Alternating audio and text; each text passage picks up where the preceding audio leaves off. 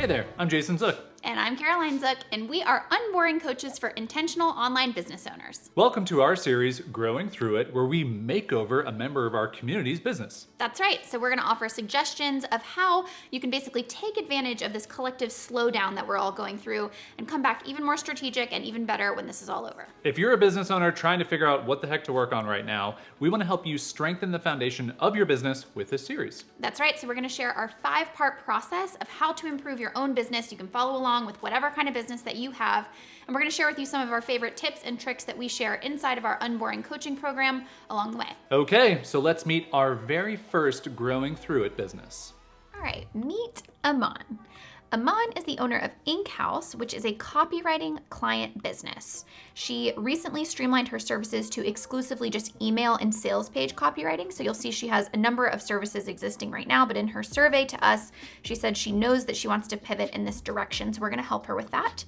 But she says her biggest struggle is that she's feeling overwhelmed with all that there is to improve and shift. So I don't know how many of you guys can relate to that. You kind of know a direction that you want to take your business in, but you're just overwhelmed with how to do it all. So hopefully our recommendations in this video to Eman will be helpful to her in taking her through it step by step, and also helpful to you guys who might be in the same boat. So let's go through those. P.S. Before we get into things, we do have an epic blog post. When I say epic, I mean like 8,000 words. It's basically like a free ebook on our site that walks you through the 5-step process to evaluate your own business and marketing efforts. So we basically are going to go through 5 steps in this process of evaluating each aspect of Eman's business. And if you want to do that for your own business, definitely check out that free article on our website. You can click in the description box below. We'll have the link there for you. So definitely check that out. All right, let's give you a little preview of where we're going to end up, and then we'll take you through every step of this. So our top 3 recommendations for Eman throughout all of this are going to be to get way more specific about her target audience and her services, to streamline her service packages. I know some of you service providers out there can relate to that. And to adjust her primary lead strategy away from what she has now, which is a discovery call lead strategy. So to give you a little kind of sneak preview of the before and after, this is her current website, and we're gonna end up with something like this on the right-hand side. So we just wanted to give you a little tease of where we're gonna end this video, but we're taking you through all the nitty-gritty in the in-between. So let's get right into that. First, we're gonna start with something super important. It's the brand foundation. This is where we start when coaching anybody's business, because it's the 4 most critical pieces of information that we need to know before we can create an entire strategy around your business. And they basically answer what we call the 4 Qs, and they are 4 different questions: the who, the why, the what, and the how. And we're going to take you through each one of these. So let's start with the who. This is what we call your audience. So very simply, who does your business help, and can you identify that? So let's take a look at Eman's website here and see if we can identify who she's trying to help. We can see this headline here says, helps you grow your brand. And at first glance, I'm not really sure who the you is. So who are you talking to exactly that has this brand who's going to be able to grow? Over here on the About page, we can see that she has this section mentioning a startup owner, an owner of established business, a nonprofit, or a marketing professional. And I don't know how many of you out there can relate to this, where when you have your service business, you know that you can help so many different types of people that you kind of want to cast your net pretty wide and say, hey, I can help all of these different people who need copywriting help. But the problem in doing that is you're not really setting yourself up to speak in language that speaks to one specific type of person. So your messaging always kind of gets a little bit diluted because you're trying to talk to all these different scenarios and situations. So our first little hot tip is, if you offer a pretty broad service like copywriting, try to narrow down your audience to just one specific type of client. And I have a feeling Eman already knows this, but maybe just hasn't been able to take that plunge and know exactly who she wants to talk to. I think this pivot that she's trying to make in her business is going to help her niche down. So if I was filling out this question for Eman, who does your business help? I would say not marketing professionals, not business owners. I would actually say online course creators, because when you think about the type of business owner who is writing sales pages and writing email campaigns that they need to sell their products, I think of a business like ours who, has digital products or does launches and things like that. And by going after that very specific type of business, she's going to be able to create content and to write on her website really personal pain points to that type of business. So that's why we niched it down even further, just from online business owners to online course creators. They're creating digital courses and they're trying to sell them through email and through their website. All right, now let's move on to the next Q, the why. So this is, why does your business exist? What is the deeper, as Simon Sinek puts it, start with why. What's the deeper purpose and driving force behind your business? So over on her About page, we scrolled down and we found this section said, you're doing something amazing. So you're doing something amazing and your audience deserves to know about it. This is the closest thing I found to some type of like deeper mission of why she started her copywriting business and what she's really trying to accomplish with it. And so our next hot tip is that if you can connect your brand's existence to something that's bigger than just you, just I like this thing and I want to do this thing, this can serve as a crucial part of your brand story. And that's because people want to buy from brands whose mission aligns with their values. So they really want something to connect to. Like, why is Eman starting this copywriting business? What drives her? And that is a crucial part that helps them connect to your story. So for Eman, to answer the question, why does your business exist? And then we call this kind of your part 2 of your why. Why would someone choose your business over another? This is also your differentiator. We kind of mix the mission and your differentiator, but we'll start with the first part there. Why does your business exist? So I would just write something like, you're an online course creator who wants to share life-changing knowledge with your students. My mission is to help you get your course into the hands of more people to amplify your impact and improve the lives of as many people as possible. Now, this is a little bit word heavy. Eman's a writer, so she'll probably rewrite all of this in better words than I could write. However, you're not going to necessarily plaster this on your website. This type of 4 Qs foundational work is really for you to be able to put in the exact words that you want for yourself to understand what your mission is. So the more clear you can get on that language with yourself, I just wanted to point that out. It's sort of an internal type of document that you're not going to share with other people, but it kind of will be a through line that you put through all of your other messaging. So it just helps you get really clear on it. So then to answer the second part of this, why would someone choose your business over another? One thing that I plucked out, this is all language I plucked out of her existing materials, but she's worked with 29 companies on over 140 projects, so really hitting on her experience. But also I read in one of her emails, it physically pains me to read copy that doesn't work, that doesn't persuade, and that doesn't do justice to the product or service that it's selling. Communicating effectively is my passion. So I would really, for her, hit upon her experience and her passion as her differentiator. Moving on to the third Q, the what. What is the benefit? What benefit does your business provide your customer? So this is not the features, this is what is the outcome that you're getting someone? What is your service going to do for them? So right now we just see kind of helps you grow your brand through my copy. So what exactly does that mean? How can you put that in terms that is a little bit more tangible and a little bit more specific? So for her, what business does your business provide to your customer? I would say with clear, more compelling copy, my clients are able to grab the limited attention of their audience to forge a stronger connection and increase their course sales. Really, if you're gonna sell conversion copy and sales pages, what is the ultimate benefit that your service provides? You're gonna get more course sales for your clients, so you want that to be front and center. And then number 4, the how. This is just simply your offering. How does your business deliver that benefit? And for her, it's gonna be on her website. Now we have all these different ways that she delivers this benefit. We've got web copy and emails and blog posts and workshops, and it's a lot. So she already told us that with this pivot, what she really wants is to narrow this down into I write conversion boosting sales and landing pages and click-worthy email campaigns. And you can see that something that is very nebulous as just conversion copy becomes, okay, I write sales pages and I write sales emails. And that is something that is a lot more specific for people to understand in terms of what your business provides. All right, guys, so just to recap, now we've got our brand foundation.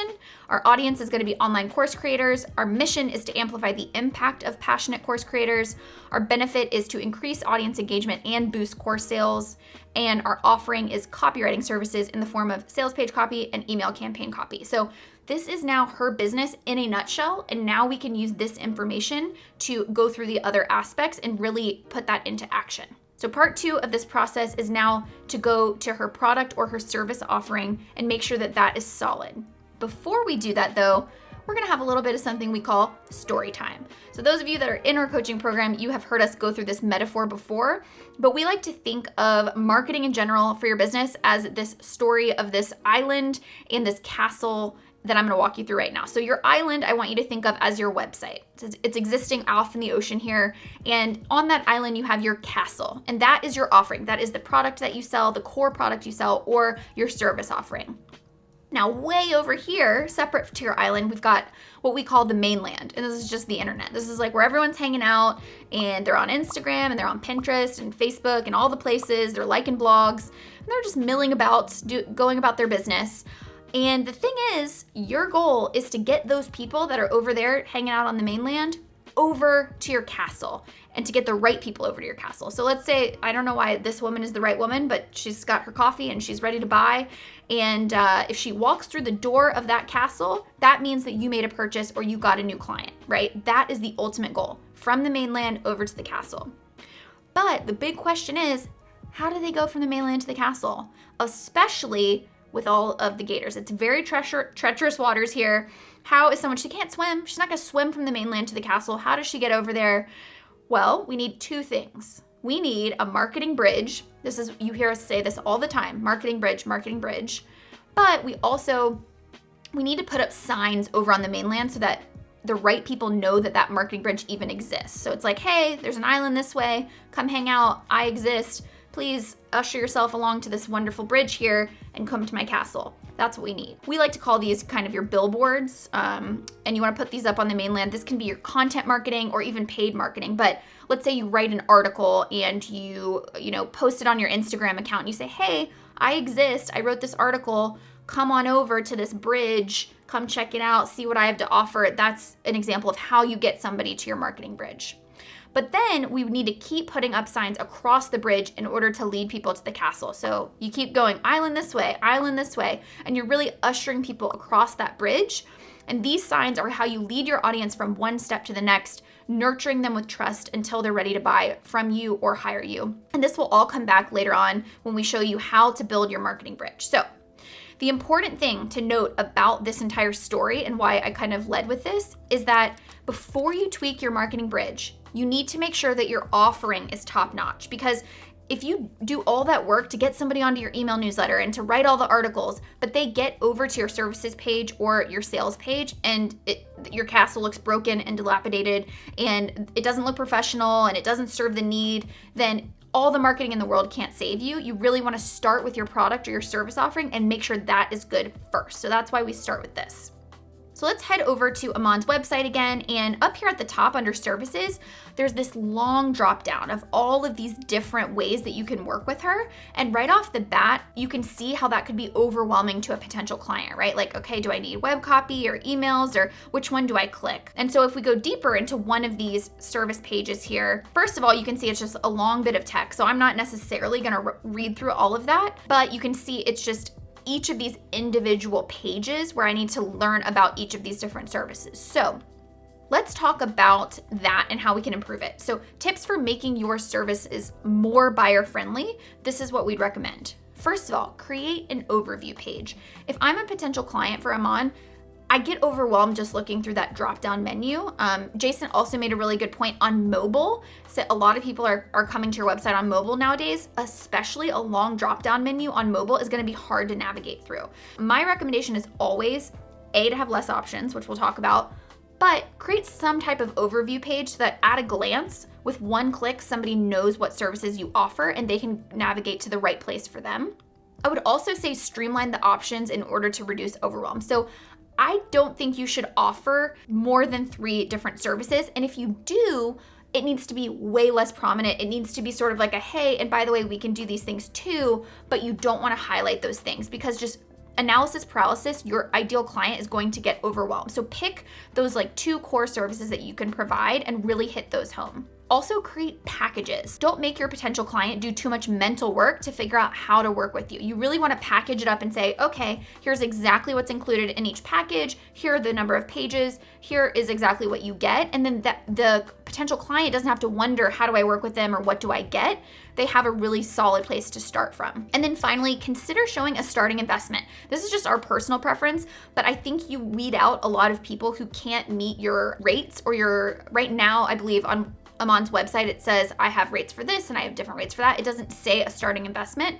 And so my guess is that she has quite a few inquiries that never are they're going to nickel and dime her. They're not going to be able to pay her rates anyway. So you really want to weed out those people who unfortunately can't afford to work with you at the caliber that you're going to be working at.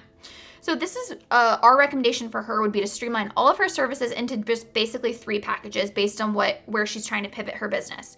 Website copy that converts, click-worthy email campaign package, and then maybe think about bundling those into some sort of like launch bundle where, hey, you can hire me, you combine these 2 things, I do your whole sales page and your sales launch sequence, and that's a way to really combine her services into an all-in-one option. Also, we want to make sure, okay, what is the buying process right now? So on these services pages, if I click that button, like I'm somebody who's like, yeah, I want to hire Eman. If I click the button to go ahead and order my web copy, it takes me to this Let's Talk page where I'm now supposed to book a discovery call or reach out via email. I really think first and foremost, you want to put yourself in the shoes of your customer and go through that buying process and ask yourself what frustrates you or where do you get stuck? So as I'm going through that process and thinking, okay, I'm someone who's kind of interested in this process, I want to go ahead and get started. But then you get to this page and it's sort of like, if you don't want to book a call right away, like I don't know if that's the most comfortable next step for somebody. I always think a contact form option that is very simple. I just have to type in a few things and that's sort of my next step. I think you want to give people that option rather than something that's so intensive like signing up for a call, because that might not be everybody's cup of tea, for example. You want to reduce the friction as much as possible in order to take the next buying step. So for Eman, instead of a discovery call as the only option for that next step, maybe try a contact form right there next to the services so people can take that next step that doesn't feel quite as intensive as booking time on a calendar. I got to figure out like where the kid's gonna be and I got to look at my calendar. So maybe just like make it as easy as possible for someone to go down that next step, that next guidepost on your marketing bridge. So this is an example. We'll get to the website later, but we just designed a quick new services page for her that shows those 3 options and packages we talked about. And so the idea is that each of those inquire now buttons next to the package would then anchor down to a contact form. And you can see that we've put the contact form first. And then at the bottom underneath, we said, hey, or if you're ready to get straight to the good stuff, you can still book a discovery call on my calendar instantly. So you're giving people the option of like, here's this easy next step, just enter your details and I'll get back to you via email. Or if you're ready to if you're a go-getter, ready to hop on a call, we do have that option for you. But the more prominent option is the easier option. All right, rocking and rolling here. Now that we have the service offerings streamlined and the castle is in good shape, let's now move on to step 3, which is her marketing strategy and customer journey. And so you want to ask, what is the marketing bridge to get someone to buy your product or your service? Or in other words, how does someone go from stranger to customer? What is that journey like? And again, we're going to bring back our handy dandy little metaphor here, our map. And I'm just going to create like a simplified version. So stranger on the mainland, all the way over to your castle, or if someone becomes a client. What is the marketing bridge in place? Well, Eman actually has a really great bridge actually to work with here. We're just gonna make some improvements. So I'm gonna map it out for you. Basically, someone would land on a blog post of hers, or maybe a referral would come to her website. They would get an exit pop-up if they went to go click off her site, which offers them a lead magnet to get on her email list. It's a free ebook. Then once they're on her list, sends them a automated welcome sequence, which is actually really well written, and we'll talk about that. Then they get on her weekly newsletter. Hopefully from there, they book a discovery call with her if they're interested in her services. And from those discovery calls, she can describe her services and convert someone into a paying client. So that's the bridge of how someone would go from a stranger to one of her clients. And this is what we kind of refer to as the cold or more passive bridge, only because if someone's signing up for a free ebook or from an exit intent, it's not the person who's going to sign up for that discovery call right from the website, which would be more of a warm bridge that we'll talk about in a second. So that's how someone who's a more cold lead would become a client. Let's see this in action. So you can see on her website now, here's the call out for the lead magnet. She's got a great image. Want to turn website lurkers into loyal customers? Get my free ebook, 6 Secrets to Writing Copy That Converts. So this is kind of what exists now. And what's great about this is, yes, she's enticing subscribers with a related lead magnet. So she's already got that going for her. She's not just saying, hey, get my email updates. And her opt-in form is compelling. It's got an image, it's got a reason for a visitor to subscribe, which is really great. But there are a couple of things that we can improve. We could create a lead magnet that's even more specific and compelling to her new target audience of course creators, and one that attracts the right caliber of client. So she did mention to me that a lot of people who download this ebook, it seems, are more in the DIY mindset of their own copywriting. They're reading about this ebook, and so we can think about ways to maybe create something that is going to be more qualify her audience. And then also we want to make sure that there's another subscription box on the homepage somewhere, not just the pop-up. Because if I get this exit pop-up and I click off of it, there's no other place for me to sign up for her email list on her website. So we want to make that an option. I wouldn't tweak this too much for her opt-in, but again, using those ideas we had of how to improve it, I would create a different lead magnet. I just rewrote the copy here. Tired of wasting time writing sales emails that don't get read or clicked. Again, now we're framing it more towards those online course creators who need help with their sales emails copywriting. And so she's going to share her expertise with them. But I also like framing it more of a get my 5 sales email scripts that convert, maybe something that's more of a workbook instead of an ebook. And I think that just making that slight tweak, it's someone who's a little bit more action driven. They're going to actually use something rather than just consume something. So that's something to think about as well, of just qualifying that person who's maybe not so much in the kind of beginner mindset, but they're really going to fill out the scripts and use the emails.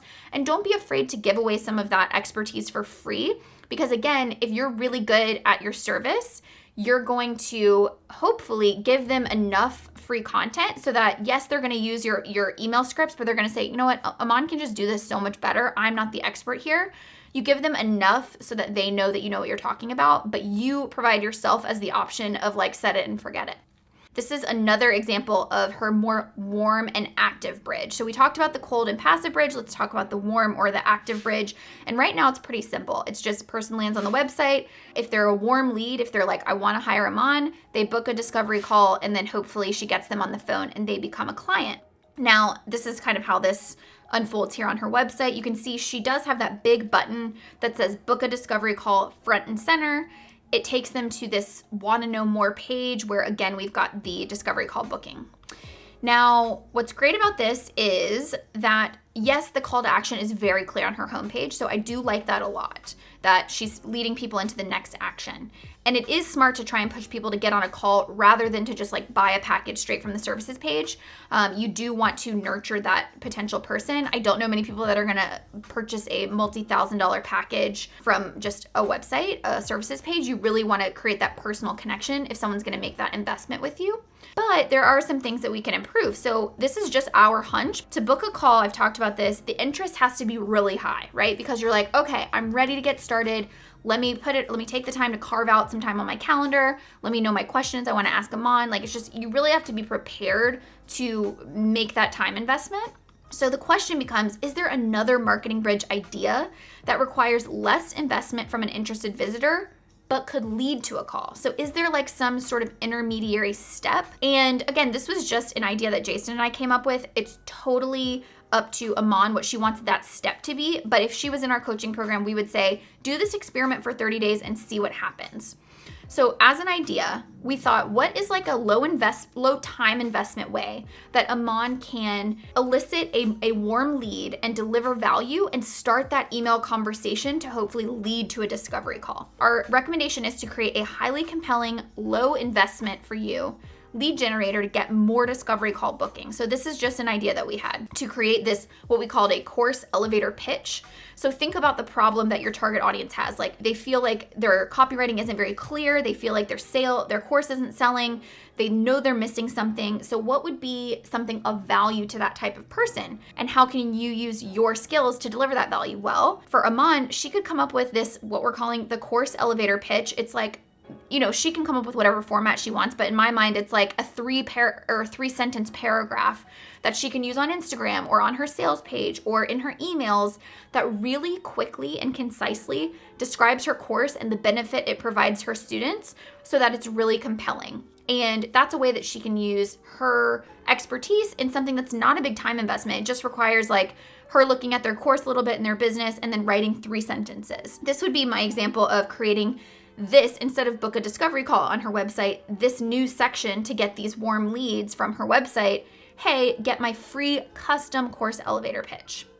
And so the idea here would be someone fills out like a short 3-question survey with their email address, and then that allows Eman to reach out via email personally to each one of those inquiries and say, hey, here's your custom elevator pitch. I also took some time to put together some sales email subject lines and ideas. She could do this only for the people that via the survey she knows are really in her wheelhouse of ideal client. But again, you're delivering value. You're going above and beyond. You're really showing the person that you know what you're talking about and that you are indispensable to their business. And then she could say something like, yes, this is totally in my wheelhouse. Do you have any time for some virtual coffee for me to walk you through it? And so again, we're creating that intermediary step, that nurturing step to get to more of the discovery call leads rather than just putting that as the first action that somebody takes right from the website. So the idea there is from some of those emails, you would book into awesome discovery calls. And we know Eman's awesome at converting those people to clients, and ta-da, you got more clients on your hands. So that's the approach. Before we move on from marketing, I just want to recap here. I'm gonna go over some numbers. Please don't be overwhelmed. The only thing I wanna demonstrate here is that this marketing bridge already exists for Eman's business, but I wanna show you how just a couple of the tactics that we just went over, putting those in place, can create a very different result for her business. So walk with me through some example numbers here. These are not real numbers. These are just to demonstrate the concept of improving your marketing bridge. Let's say 1,000 people come to Eman's website a month. Let's say 50 people sign up for the exit intent pop-up and get on her newsletter. So that's 50 people get the welcome email, 50 people get the newsletter. And the way that she has it set up now, let's say maybe every month she gets 2 people from the newsletter that say, hey, I want to book a discovery call. Great. And she's really good at selling, so at least one of those people converts to a client. And then as we discovered, maybe the discovery call straight from the website isn't actually converting anyone right now because it's too much of a leap for them to take right from the website itself. So let's just say this is the current picture. She's got 1 client a month using all of these numbers. Now let's walk through the idea of how can we get more people across this bridge, this marketing bridge, without adding more people, more traffic to her website. Well, using the ideas that we gave Eman, 1, we're gonna create a more compelling lead magnet. And we're also gonna make a more prominent sign-up form so that if someone does click the exit intent out, X's out of that, they can still sign up for her email list. We're gonna put it on her articles, all that good stuff. So let's say that goes from, instead of 50 people signing up for her newsletter, we get 100 every month. That's 100 get the welcome email, that's 100 get the newsletter. So that's gonna boost her discovery calls 2 times as much, from 2 to 4. So she's got 4 discovery calls. And again, let's say she converts really well for those. So now she gets 2 clients every month from those 4 discovery calls. Great. And then additionally, as we discussed, we're gonna add this low investment intermediary step before the discovery call. We're gonna add that elevator pitch element to try to get more discovery calls. So let's say we get 8 people coming to the website a month that are like, that's really compelling. I get this custom thing that Eman's gonna create for me and I get to use it for free wherever I want. Of course I'm gonna do that. And so let's say that actually leads to 4 people who are like, wow, this was really a lot better than I imagined. You gave me all these email subject lines, like you're really delivering value. Let's say 4 people sign up for discovery calls from those lead emails. That's gonna again convert to 2 more people to her clients. So that's gonna create 4 clients instead of 1. But now let's say because that's working, we're also gonna then add it to the cold bridge as well. So after the newsletter, instead of trying to get people from the newsletter to the discovery call, we're gonna try to get people from the newsletter to the elevator pitch. So let's say 4 people do that. That converts an extra 2 people to the discovery call, bringing that total to 6 people.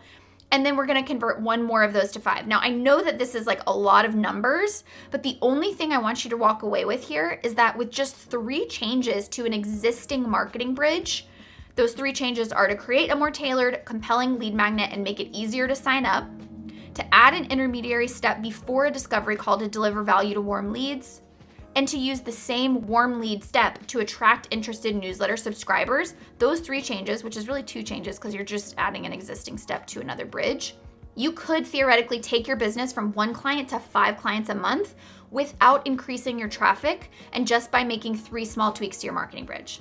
That's what I want you to get out of this whole scenario. Forget about the numbers. I feel like that Zach Galifianakis gif of like all the numbers.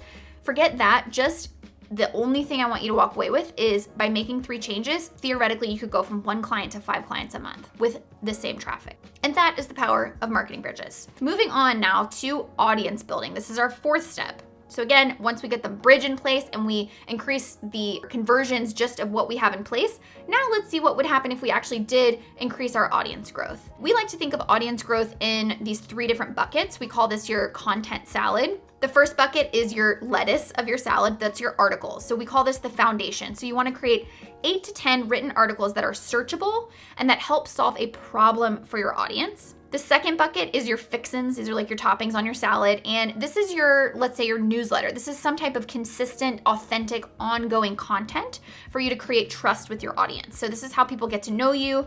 They continue to hear from you regularly and they keep you top of mind. And then finally, your dressing on top is your social media. That is the nice like icing on the cake, the dressing on the salad. And this is also how you get more eyeballs onto the other pieces of content, your newsletter and your foundation articles. So let's kind of evaluate Eman's business for all 3 of these aspects. So for her articles, I went to her blog page and it's clear that she writes all of these articles and publishes them, which is fantastic. It's more than some people can say. And so what's great about her current article strategy is her blog isn't empty. Fantastic, great start. And there is content there that's valuable to someone who needs copywriting help. So it's not just her saying like, here's what I did in my business this week. It's things like, want to host a successful workshop? Like, here are the 7 things you need to do. So she's establishing herself as an authority figure and helping people and delivering value. That's great. But what can we improve? Well, we can definitely reframe some of these articles in a way that's more searchable. And we'll go through some examples of that in a second.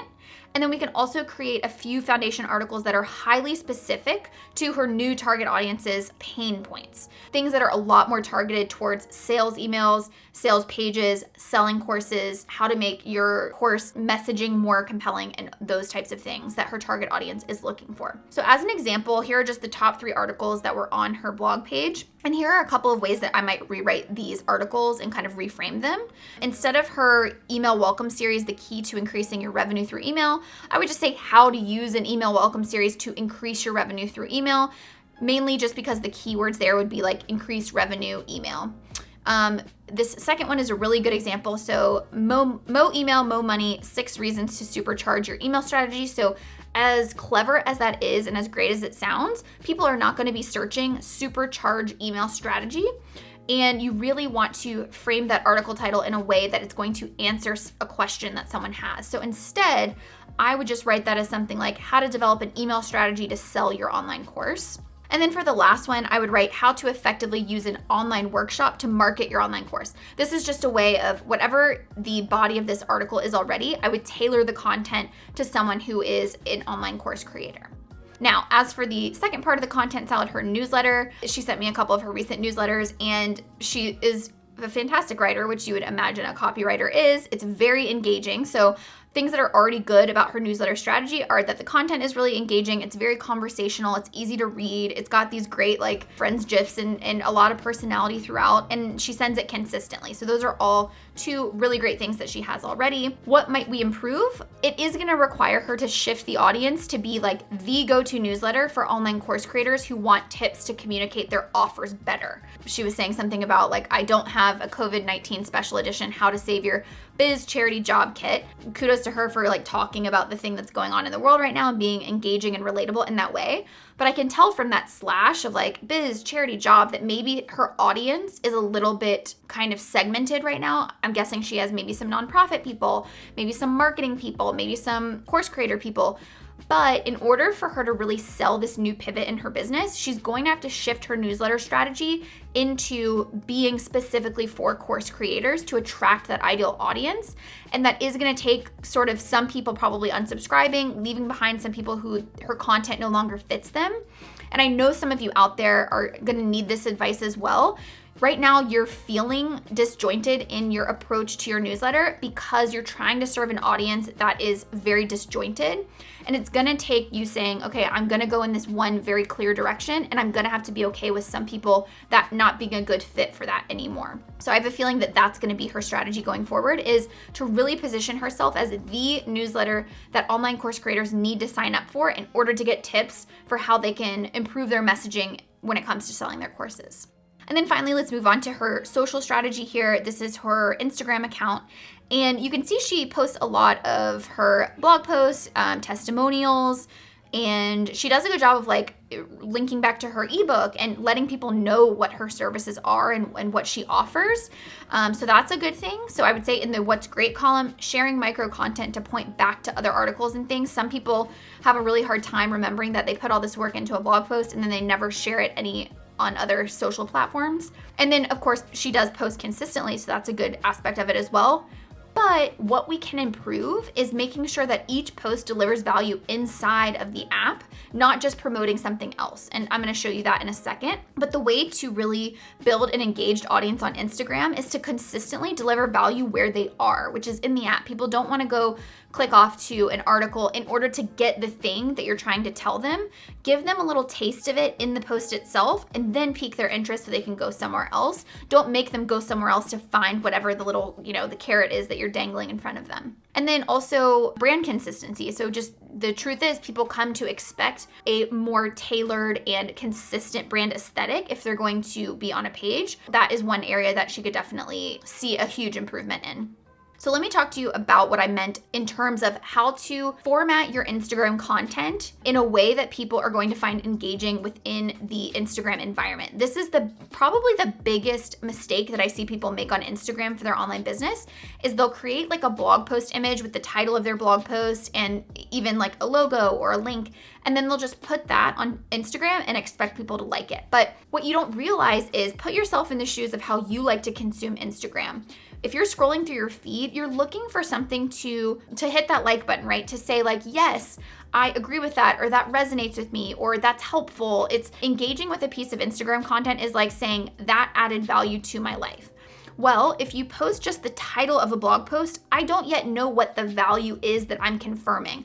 I don't yet have anything that I can double tap. It's just really, you're just telling me you posted a blog post and it's like, okay, cool. But so few people are gonna say, okay, cool. The better way, I think, in order to get more engagement and to actually get people who are like, oh, I wanna go read that post, are to take a nugget out of the article and deliver that as the actual post itself. So I would say, instead of just this post that's saying, hey, I wrote a post about an email welcome series, I would say something like, an email welcome series gives you the chance to provide value to your subscriber as soon as they sign up for your list.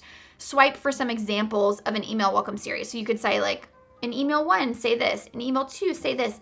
And if I'm an online course creator who's thinking about having a welcome series so that I can build my audience, I'm gonna go, oh my gosh, I need to follow Eman because that is so helpful.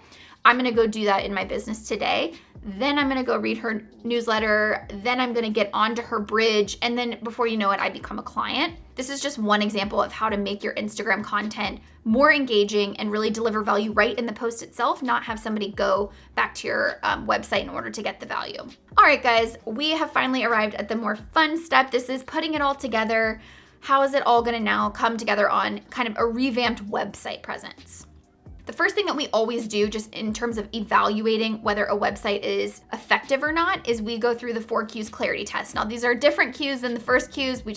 We like Qs around here. Your website, right off the bat, within like 30 seconds, should answer these 4 questions to your ideal audience very quickly. The questions are, what do you do? Are you for me? How can you help me? And what's my next step? And so you really want to make those 4 things clear right off the bat. So for Eman, what do you do? She said, we're a creative copywriting agency. Okay, so that's pretty clear. Are you for me? So she has grow your brand, but we've been over this. It's not super clear who the you is in that scenario. So who is she for exactly?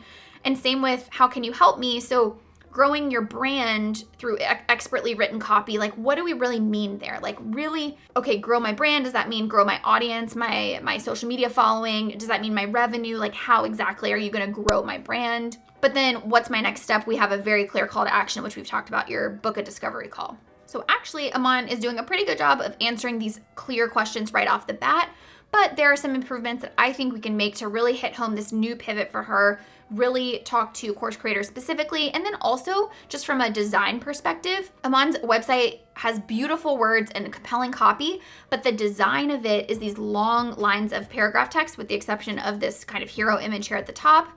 She has these long lines of text, and so your eye doesn't do a good job of scanning all of that and being able to land on anything specifically to read. So that's another thing that we're going to address in the design. If you are interested in all of the design changes that we made to Eman's website, I basically just hit record on my screen as I did a makeover on her homepage for about an hour. Jason and I decided to release this as a separate video. We know you guys like the design videos, so you can actually look forward to receiving that video after this one on our channel, where we go through just exactly what changes and more in depth of what changes I made to her homepage and why I made all of the decisions I did. But the basics of it, as we watch me work on this in Adobe XD, is that we use what's called our APSOSA framework. And the idea is to go through these 6 different pieces on your homepage and make sure that you're answering each one and really telling the story that is compelling to a visitor of why they should care that your business exists and how you can help them. So I always start by filling out these 6 kind of pieces to the puzzle: your audience, your problem, your solution, your outcome, your sauce, and your action. And so for her, audience being online course creators, and then I just write little snippets of copy. And again, Eman would be better at this because she's a copywriter. But for the problem, I would say something like, let me guess, you love your online course topic, but hate writing your sales page and launch emails. Someone has trouble writing sales emails, or they're not getting enough sales and they don't really feel like they have a good grip on how to communicate about their course.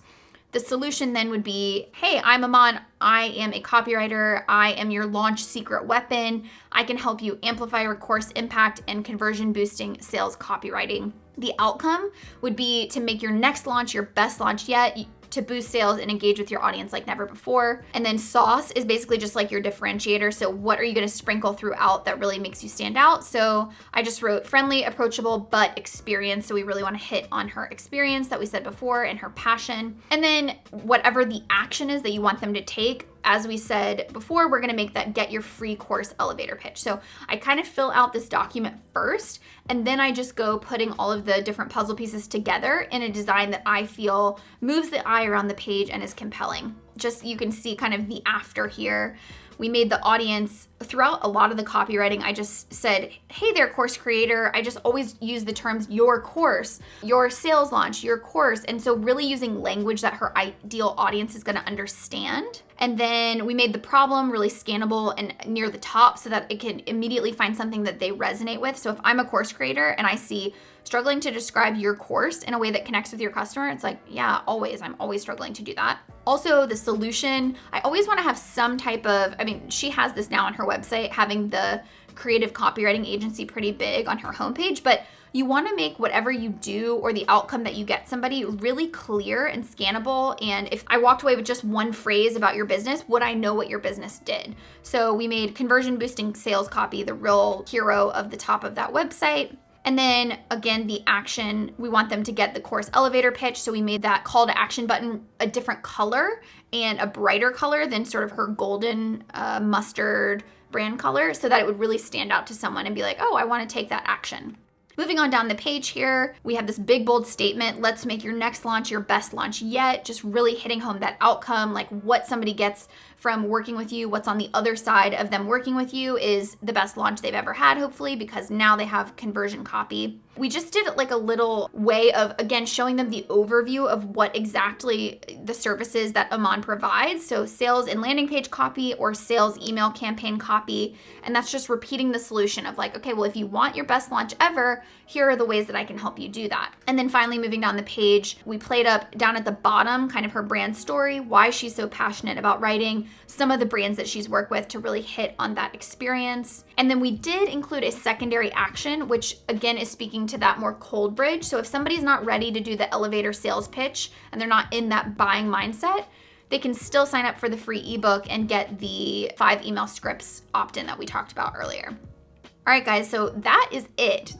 I know we went through like so many different things, but I hope you found a lot of value in going into the nitty-gritty of exactly all of the different things that we would improve about Eman's business to really reach her business goals and make this pivot that she's been wanting to make. So again, our top 3 recommendations are to get way more specific about her target audience, to streamline her service packages to not be so confusing, and to adjust her lead strategy and her marketing bridge to book more discovery calls and really add that intermediary step. So that was the before, and now here is the after. So just from a design perspective, we added more images, we added a lot more color just to make it more visually interesting and memorable. We have our new action step there at the top, our streamlined packages so that very clearly someone knows how to work with Eman, and then that new email sign up on the bottom of the page as well, so she can hopefully get more people into that marketing bridge. We also did a little bit of a redo of her services page as well, so that we can create this overview page. No longer do you have to scroll through the drop-down menu to see what are the different ways to work with her. We've got the starting investment, and we again have added that contact form to give someone another option in order to take that next step to work with her besides the discovery call. And we've just added some of her existing case studies, as well as that course elevator pitch. Once again, that warm marketing bridge to the services page, because you know that if somebody's on that services page, they're probably a warm lead. All right, we hope you enjoyed that growing through it episode. So many good nuggets, so many good things that you can learn and take away. I certainly think so. Yeah. If you want more content like this, jump on our Wandering Weekly newsletter. We send out some awesome stuff every single Monday to help online business owners take practical action with their business, but also to navigate all the things that we're all going through. You can find that at wanderingaimfully.com/newsletter, or I bet the link is in the description. I bet the link is in the description. And don't forget, if you subscribe, also you'll be notified every Monday when a new episode of Growing Through It comes out. We have more case studies for you guys, more awesome videos with different kinds of businesses. So you'll get all kinds of more golden nuggets in the next episode. Everyone gets golden nuggets. That's golden the point. nuggets for everyone. Yeah, that's the point.